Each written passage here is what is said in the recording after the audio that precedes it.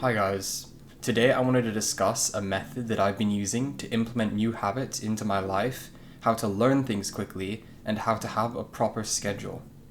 I've seen various videos cover this topic, and I've even read numerous books that provide advice regarding how to build new habits and create new routines.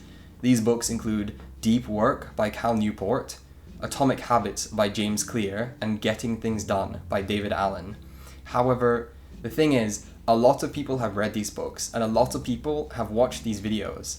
And if you're watching this video, it's likely that those things didn't work for you, otherwise you wouldn't be here. So we need to try something different, because although those ideas might be great and they might work for some people, if you're watching this video, you probably still have changes you'd like to make. And so I'll help you learn how to make those changes today. Some useful concepts from the books that I read include habit stacking, which was mentioned in Atomic Habits by James Clear. Habit stacking suggests that you add a new habit onto an existing habit. For example, if you wanted to start flossing, you could do this just before you brush your teeth. This way, since you already brush your teeth daily, you don't have to put in much extra effort adding this habit, as you'll do it the same time every day. If you were to try and find time to do this in isolation, however, it would require a lot more effort to implement. Another concept is mentioned in a book called Deep Work by Cal Newport. In this book, he suggests implementing routines and rituals into your working life that minimize the willpower required to enter a state of focused work. This is the principle that my method's built upon, but I implement it into all activities of my life, not just work like Cal Newport suggests. I'll teach you how to go about developing these routines and rituals. So I've created my own method of integrating new habits and behaviors into my life, and it's an accumulation of a bunch of ideas I've read and learned just over time through my own consumption, and I found that it's easily sustainable, requires minimal willpower, and it doesn't lead to burnout. It almost sounds too good to be true, but I'll explain it to you. So this method operates on the principle that if you don't need to use willpower to encourage yourself to do an activity, you have no desire to resist it. There's a concept that suggests that your willpower is a finite supply, and that once this supply of willpower is depleted, you struggle to resist bad habits and stick to the good ones. For example, imagine you've had a tiring day at work or school, and you come home. It's way easier to justify ordering takeout or binge watching Netflix instead of doing productive work because you've exhausted all of your willpower and you don't have the willpower necessary to bring yourself to do that more important work. After understanding this concept of finite willpower, it suggests that we want to optimize our days in a way that the activities that we do don't require willpower to complete. If it's done successfully, we'll be able to stick to our routine despite any setbacks we experience during our day.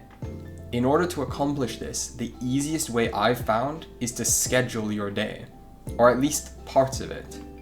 In Atomic Habits, James Clear touches on the idea of making habits as easy to complete as possible by limiting the resistance that we have to them. To make use of this idea, we'll schedule activities into our day so that we know exactly what we need to do to accomplish them. If you wish to study more or prevent procrastination, you can schedule a specific work time into your day. I personally reserve the hours of 7:30 to 9:30 a.m. to completing purely school-specific assignments. If you usually do schoolwork whenever you feel like it instead of in a scheduled time, or whenever the deadline requires you to do it, such as the night before, you'll feel as though you're giving up your time to complete this task when you could have been doing something else, such as watching YouTube or Netflix. Because you feel as though you're sacrificing this time, you don't want to do the work. You'd much rather consume whatever content you would rather be watching. However, if you've already pre-scheduled this time into doing that task, you know that during these hours, that's your focus, and afterwards you can engage in whatever activities you wish to do. Because of this, it doesn't feel like you're sacrificing your free time when you complete schoolwork, as you have a block of time designated to it, and you're aware of how much free time you have outside of this activity. So you know that once you've completed this task, you have free time. Whereas if you're using your free time to watch something, you have to remove yourself from that activity and you have no idea how long the task is going to take. But if you've scheduled it in advance, you know that only within this block will I be busy and I have all the other time to do whatever I want. If you wish to fix your sleep schedule and actually stick to it, plan out your evening routine. I would occasionally, or probably frequently to be honest, find myself promising to fix my sleep schedule. For example, I say I want to go to bed by 10, right? And I was going to bed at 12 or 1. And then 9:50 comes around, I hop in the shower and brush my teeth, and by the time I'm ready for bed, it's already past 10. But instead, if I scheduled this in advance and agreed to shower at 9:30 or maybe even 9, it would then be easier to go to bed on time because there was no effort required. I would simply just have to get into bed and close my eyes. This can be applied to new habits as well, such as learning guitar or a new language. You might struggle to find time to fit this activity into your day if you leave it up to opportunity.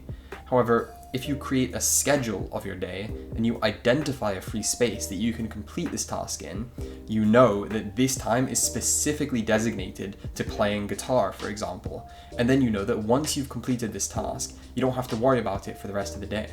Providing and blocking out specific times for creative thinking and project work also inspires creativity.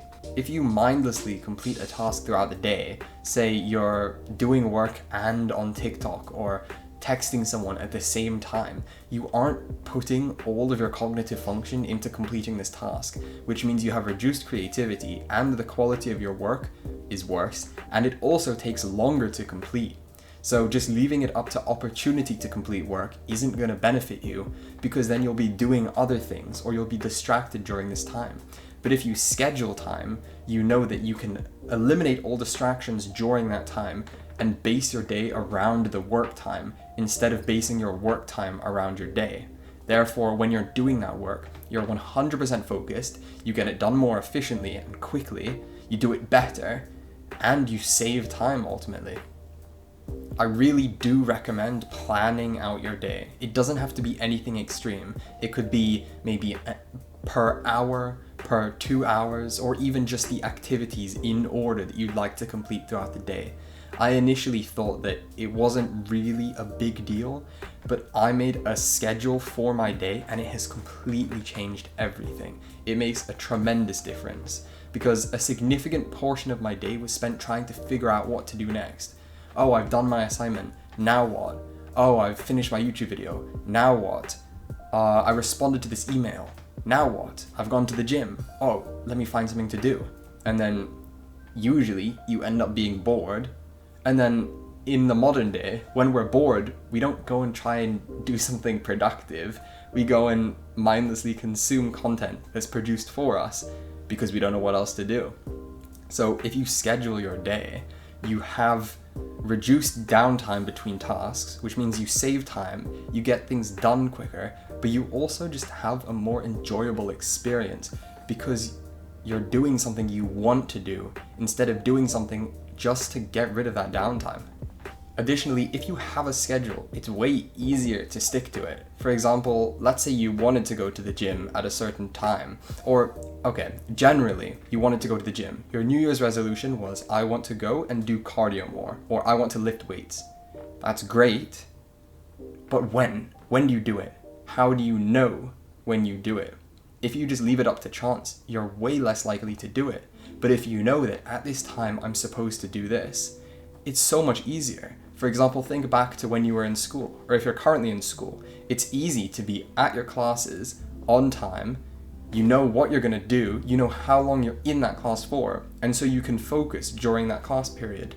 But if you were to go and, let's say you were at home and you had to watch a 2-hour video on a topic, you'd probably have a lot more resistance to doing that than going to one of your lectures, because that lecture is blocked out for you, and you know that as soon as that lecture is done, I can relax. So to summarize, the key idea here is to reduce willpower and not have to use willpower to complete a task. This is accomplished by scheduling the time that you'll complete the task, because instead of having to give up another activity you'd rather do to complete one activity. If you schedule it, you know exactly how long you're going to spend on that task. You know exactly what you're going to be doing, so there's no downtime in deciding what to do. And you also know how much time you have to do whatever else you'd like to do outside of the task. Whereas if you leave it up to chance, or just the time that you feel motivated, you won't know how long the task will take, and you also won't give your full focus because you'll be mindlessly completing the task while texting someone, watching a YouTube video, or having other distractions in the background. If you designate a specific time to doing a certain task, whether that's exercise, learning an instrument, learning a language, studying a subject, learning any new skill, whatever it may be, if you schedule it to a certain time, it's so much easier to stick to it, and you won't have to use willpower to pull yourself away from another task and do that task. An extra point is to do the most important task first thing in the morning. The reason for this is because you don't have any other distractions playing on your mind.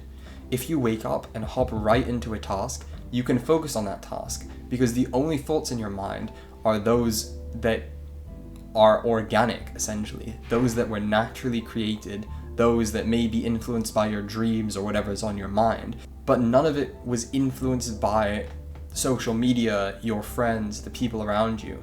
If you wake up and do a task straight away, it's easier to focus because you don't have any other thoughts on your mind.